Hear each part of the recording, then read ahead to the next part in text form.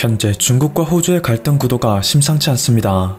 호주가 코로나19의 중국 기원에 대해 국제적인 조사 착수에 들어가야 한다 주장하자 중국은 크게 반발하며 호주에 대한 압박을 시작했죠. 그동안 호주로부터 수입해오던 제품 전반에 막대한 관세를 부과하기 시작했습니다. 하지만 그럼에도 호주는 굴복하지 않고 아시아 태평양 국가들과 연합하여 중국에 대한 압박을 더욱 강화하고 있는데요. 얼마 전 중국이 212%의 관세를 부과했던 호주산 와인에 대해서는 미국과 독일 등 수많은 자유민주 국가들 사이에서 자발적인 소비 운동이 일어나고 있습니다. 이것은 지난 2일 호주 일간 시드니 모닝 헤럴드가 보도한 내용입니다. 19개국 의회를 대표하는 의원 200여 명으로 이루어진 의원연합 IPAC는 자유국가들이 중국의 압박 따위에는 결코 위협받지 않는다는 것을 몸소 보여주기 위해 호주산 와인에 대한 구매운동을 시작한 것이죠. 실제로 호주산 와인을 구매하는 시장 중에서 중국 다음으로 큰 시장은 미국과 영국입니다. 그렇게 이 국가들이 호주산 와인 구매운동을 벌인다면 중국의 구매력은 없어도 전혀 무방한 것으로 전락해버리게 되죠. 그런데 중국은 더욱 치졸한 방법으로 호주를 압박하고 나서기 시작했습니다. 얼마 전 자오 리젠 중국 외교부 대변인은 그의 트위터에 한 장의 사진을 업로드했습니다. 호주 국기와 아프가니스탄 국기가 깔린 바닥 위에서 호주군이 웃고 있는 사진인데요. 사진을 자세히 보면 염소를 안고 있는 소년은 호주 국기로 얼굴 전면이 감싸져 있습니다. 호주 군인은 그런 소년의 머리를 붙잡고 목에는 칼을 갖다 대며 미소를 띠고 있는 모습이죠. 무서워하지 마. 너에게 곧 평화를 줄게. 라는 자막까지 함께 있어 보는 이로 하여금 섬뜩한 심정을 들게 하는데요. 자오 리젠 대변인은 우리는 호주 군인들이 아프간 민간인들과 죄수들을 살해했다는 사실에 충격을 받았다. 이러한 행위를 강하게 규탄한다. 호주가 합당한 책임을 다할 것을 요구한다. 라는 코멘트를 달므로써 마치 호주의 군인이 아프간 어린 소년을 살해했다는 듯 주장하였습니다. 하지만 이 사진은 합성사진으로 밝혀졌습니다. 이 사진은 어디에서도 그 출처를 찾아볼 수 없고 호주 군인이 어린 소년을 살해했다는 소식 역시 어떤 보고서나 매체의 보도에서도 찾아볼 수 없었습니다. 전문가들의 소견에 따르면 사진을 자세히 보면 포토샵으로 합성한 티도 난다고 하죠. 물론 호주에서 군인들이 아무런 일도 저지르지 않은 것은 아닙니다. 지난 11월 19일 호주에서 공개된 브레레턴 보고서에는 아프간에 파견된 호주의 특수부대 SAS 대원들이 2005년에서 2016년 동안 23차례에 걸쳐 39명을 불법적으로 살해했다는 정황이 담겨 있었기 때문이죠. 살인 대상은 생포된 죄수와 농부 등으로 국제법에 따라 보호받아야 했을 대상이었습니다. 그렇기에 이것은 마땅히 비판받아야 하는 사실이지만 자오 리젠 중국 외교부 대변인이 가짜 사진을 만들어가며 사실을 왜곡하는 건 별개의 문제죠. 호주의 정부는 이러한 중국의 행동에 즉각 반박했습니다. 호주의 모리슨 총리는 이는 정말로 터무니없고 어떻게도 정당화될 수 없는 일이라며 중국 정부는 부끄러운 줄 알아야 한다는 원색적 비난을 가했습니다. 그러면서 즉시 이 게시물을 삭제하고 호주에게 사과할 것을 중국 정부에 요구한다고 말했는데요. 아무리 중국과 호주 사이에 긴장이 존재한다고는 하지만 현재 호주에서도 엄중하게 다루고 있는 민감 사안에 대해 이렇게 왜곡된 정보를 퍼뜨리는 것은 있어서는 안 된다는 것입니다. 심지어 중국은 얼마 전 UN 인권이사국에 선출된 국가인데 선출된 이후 인권에 대해 가장 먼저 입장을 밝힌 것이 합성 사진을 통한 찌라시 유포라니 책임감 있고 성숙한 국제 세력이라고는 전혀 볼 수 없다는 입장입니다. 하지만 중국도 한편으로는 믿는 구석이 있었기 때문에 이런 더티 플레이를 과감하게 펼칠 수 있었던 것으로 보이는데요. 지난 1일 영국의 가디언지에서는 2009년 아프가니스탄에서 촬영된 호주 특수부대원들의 사진 일부를 단독 입수했다며 이 충격적인 실체를 세상에 공개하였습니다. 그 중에는 한 남자가 슬리퍼가 신겨져 있는 의족에 맥주를 따라 들이키고 있는 모습도 있는데요. 이외에도 다른 사진에는 해골 깃발을 배경으로 두 남자가 의족을 가지고 춤을 추는 포즈를 취하는 등 인류애가 상실되는 호주 특수부대의 모습이 담겨 있습니다. 이렇게 호주가 행했던 끔찍한 일들이 폭로되고 있기 때문에 중국은 이에 대한 물타기로 최대한 호주의 이미지를 깎아내리고자 악의적인 합성 사진을 만들어 유포하고 있는 것입니다. 두 국가들의 진흙탕 싸움은 앞으로도 쉽게 사그라들지 않을 것으로 보이죠. 그럼에도 중국에 대한 여론이 호주보다 더욱 나빠지고 있는 것은 어쩔 수 없는 흐름입니다. 중국은 호주뿐만 아니라 온 국가를 대상으로 전쟁을 벌이고 있기 때문인데요. 중국은 코로나19가 발병한 이후 줄곧 코로나19가 우한 기원이라는 주장에 반박해왔습니다. 그리고 얼마 전에는 코로나19가 인도에서 기원했다는 논문도 발표했는데요. 최근 이것에 대한 충격적인 진실이 밝혀졌습니다. 이 논문을 작성한 중국인은 감염병 전문가가 아니었던 거죠. 코로나19와 전혀 관계없는 중국과학원 소속의 뇌과학연구원에 불과했습니다. 이 사실을 역추적하여 밝힌 이들의 분석에 따르면 현재 코로나19가 중국 외 지역에서 발병했다는 논문들은 일제히 중국의 한 기관에서 쏟아져 나오고 있습니다. 바로 중국과학원인데요.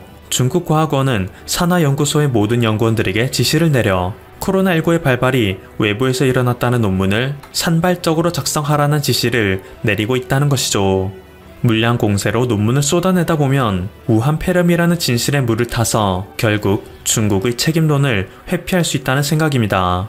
그리고 각종 외신은 대체 이 나라에 진실은 존재하는가라며 이러한 중국의 움직임에 질색하고 있는 상황이죠.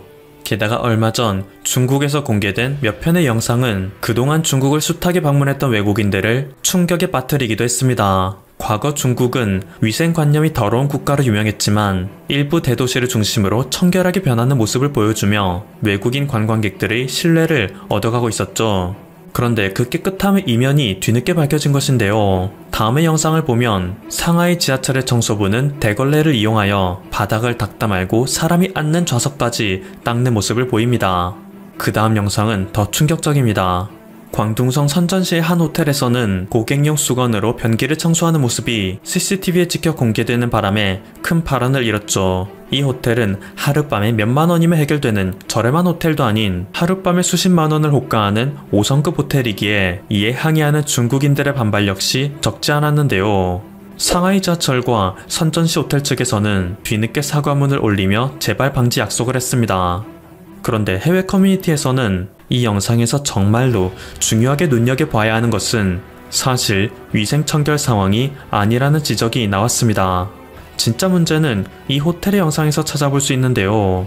대체 일반 호텔 객실에 왜 CCTV가 설치되어 있냐는 것입니다. 심지어 이 CCTV 영상은 호텔에서 자발적으로 공개한 것도 아니고 미상의 루트로 공개된 영상이기에 몰래카메라 혹은 CCTV에 의한 해킹의 가능성이 높습니다.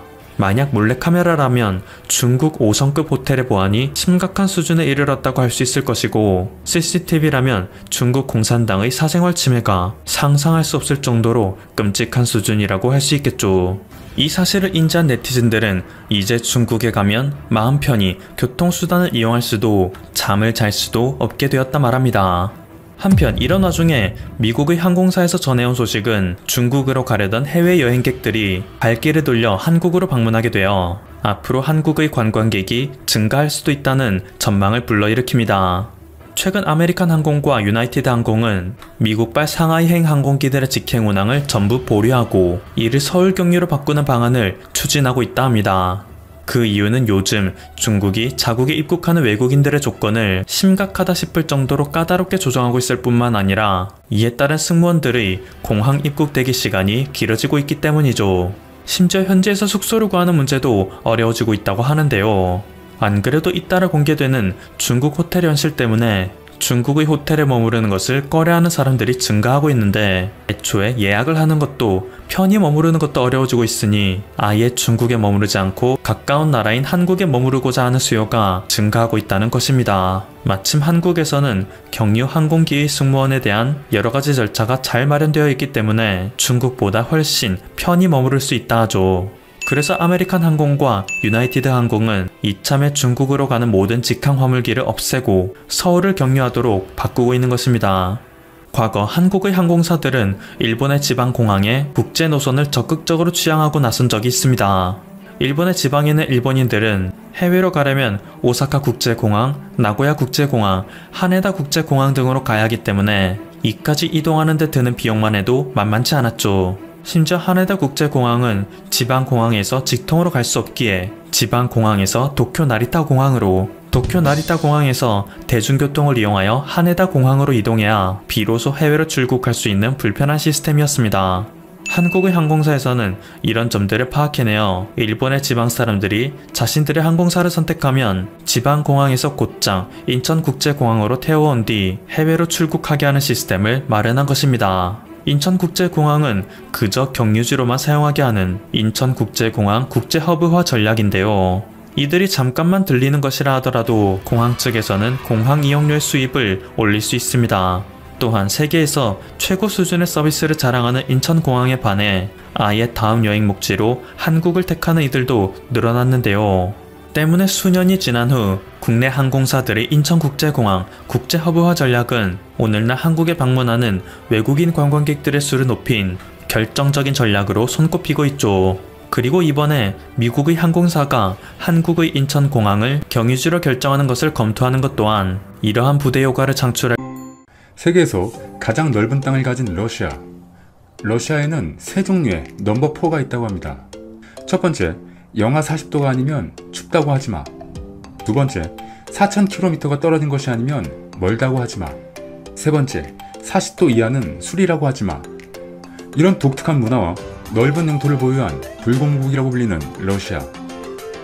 오늘은 러시아가 좋아할 수밖에 없는 한국에 대해 이야기해보려고 합니다. 러시아는 워낙 넓은 나라이고 자국민들도 다 알지 못할 정도로 다양한 환경이 조성되어 있는 나라입니다. 덕분에 무궁무진한 자원과 아직 개발이 안 된 지역의 가능성으로 인해 세계 많은 나라들에게는 기회가 열려있는 국가이기도 합니다. 특히 러시아의 수건 사업인 극동지역의 개발은 세계 국가들의 흥미를 당기게 하고도 남죠. 이러한 러시아가 가지고 있는 경제적으로 가장 큰 고민 중 하나는 바로 동서간의 빈부격차입니다. 유럽과 인접해 있는 서쪽은 1인당 소득이 25,000불에서 30,000불 정도는 되지만 극동 지역의 경우는 1인당 소득이 3,000불도 안 됩니다. 이에 따라 러시아 정부는 시베리아와 극동 지역을 개발하는 것을 급선무라고 생각하고 있죠. 이 개발을 어떻게 처리하느냐에 따라 러시아의 장밋빛 미래가 결정된다고 해도 과언이 아닙니다. 이유는 바로 이 지역에 있는 광물 때문입니다. 한 가지 예로 호주에서 과거에 그냥 돌멩이로 취급을 받다가 가치가 매우 높아진 광물이 있습니다. 바로 우라늄이죠. 기술이 없었을 때는 가치가 없는 돌멩이였지만 이제는 매우 값비싼 광물 자원이 된 것이죠. 전 세계에서 단일 국가로 가장 큰 곳이 바로 러시아입니다. 서쪽 끝에서 동쪽 끝까지 시차가 무려 11시간이나 난다고 하죠. 이렇게 큰 나라이다 보니 무려 원소 주기율표상에 있는 모든 광물 자원이 거의 다 존재한다고 합니다. 그리고 어떤 광물이 어느 정도 매장되어 있는지도 본인들도 모른다고 하죠. 이 광물들이 어느 시점에 어떤 기술들이 도입된다면 현재의 금보다 비싸질 수도 있습니다. 따라서 극동 지역을 개발하여 어디에 뭐가 있는지 확인을 해두고 싶어 하는 것이 러시아 정부의 생각입니다. 그런데 러시아는 이 지역의 개발을 한국에게 맡기고 싶어 한다고 전해집니다. 러시아 정부가 한국에게 직접 이곳에 진출해서 광물 개발도 해보고 건설도 좀 해보고 여러가지 비즈니스를 해보라고 요청하고 있는 상황입니다. 그러다 보면 도로도 건설되고 철도도 놓이며 SOC 인프라가 갖춰질 것이라고 생각하는 것이죠. 이 같은 러시아의 생각에 가장 큰 영향을 준 국가가 바로 중국입니다.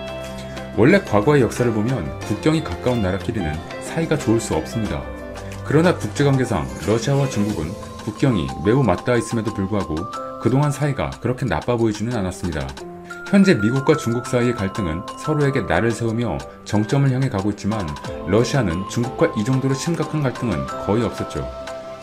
그러나 사실 이들은 미국이라는 공동의 견제 세력을 앞에 두고 잠정적으로 갈등을 묻어둔 것 뿐입니다.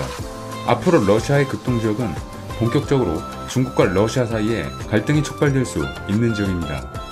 러시아의 서쪽 지역은 중국과 지리적으로 멀기도 하고 러시아의 중심지이다 보니 중국이 큰 힘을 발휘하지 못합니다. 하지만 극동지역은 상황이 다릅니다. 애초에 러시아에서도 신경을 많이 쓰지 못하고 있는 상황이다 보니 중국의 영향세가 오히려 큰 지역입니다. 중국인들이 편하게 국경을 넘어와서 관세도 내지 않고 비즈니스를 하고 있기도 하죠. 이러다 보니 슬슬 러시아어와 중국어를 둘 다 하지 않고서는 살기 어려운 동네들이 생기기 시작했으며 마트에 중국 상품이 즐비한 상황이 되었습니다. 러시아는 이 지역에 중국의 영향력이 커지는 것을 견제하고 막아야 하는데 이 부분에 있어 도움이 될 수 있는 나라가 한국이라고 생각하는 것입니다. 러시아의 입장에서는 한국이 중국을 견제할 역할을 할 수 있다고 생각하는 것입니다. 러시아의 동부를 개발하면서 천연가스나 다량의 자원을 개발하고 비즈니스도 함께하면서 중국을 견제해주기를 바라는 것입니다.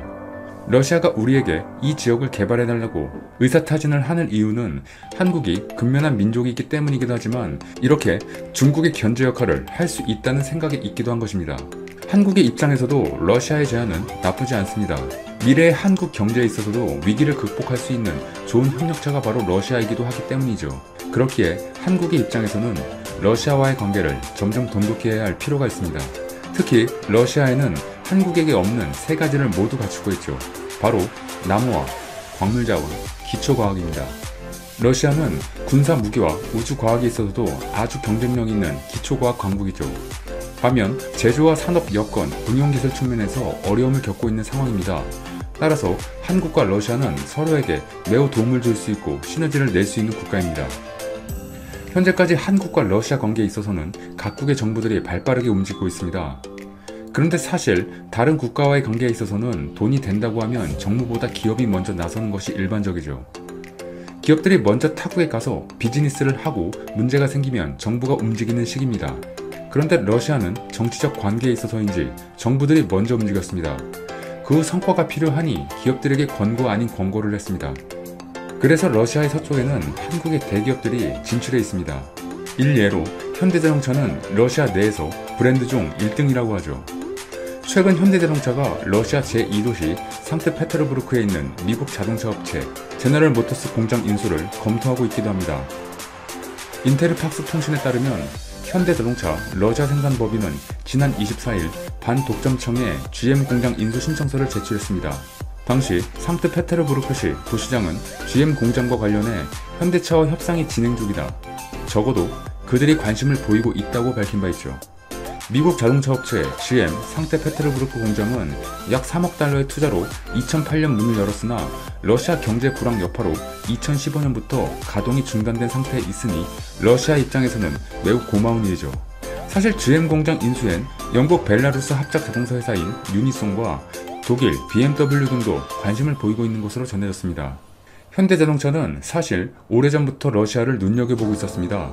1억 5천만 명의 많은 인구와 광활한 영토를 보유한 러시아는 규모에 맞지 않게 자국의 자동차 업체는 아부토바즈 라다 말고는 이렇다 할 자동차 회사가 없어 세계 많은 기업들에게 블루오션으로 여겨졌죠. 가능성을 본 현대기아 자동차 정몽구 회장은 2008년 당시 이명박 대통령 러시아 순방을 함께 수행한 뒤 귀국한 자리에서 러시아에 공장을 짓겠다라고 발표했습니다. 그리고 현대자동차는 상트페테르부르크에 자동차 생산 공장을 건설해 지난 2011년부터 본격적으로 가동해오고 있습니다. 연간 23만 대 규모의 생산 능력을 갖춘 공장에선 작지만 실용적인 차를 선호하는 러시아 사람들의 취향에 맞추어 현지 맞춤형 모델인 솔라리스, 글로벌 소형 SUV 크레타, 기아 리오 등이 생산되고 있죠. 현대자동차 계열사인 현대위아는 상트페테르부르크시 프리모르스키 구역에 있는 기존 현대자동차 공장 부지에 엔진 생산 공장도 짓고 있습니다. 또한 현대자동차는 올해 4월 코로나가 러시아에서 유행하기 시작하자 방역 지원에 발빠르게 나서며 러시아 사람들에게 감동을 주었습니다. 상트페테르부르크에 솔라리스 18대를 기증해 의료진이 이동 진료를 다니거나 환자를 이송할 수 있도록 했고 모스크바 택시 회사와 계약을 맺고 현지 의료진이 2에서 3개월간 택시를 탈 수 있는 이용권을 쾌척했다고 합니다. 또한 지역 자원봉사단체에는 식료품과 생필품 등을 배송하는 데 사용하라며 솔라리스와 크레타 렌터카 100대를 무상으로 제공했다고 합니다. 이런 모든 행동은 러시아 사람들에게 현대자동차에 대한 신뢰를 가지게 만들어주었고 자국 브랜드보다 더 높은 점유율을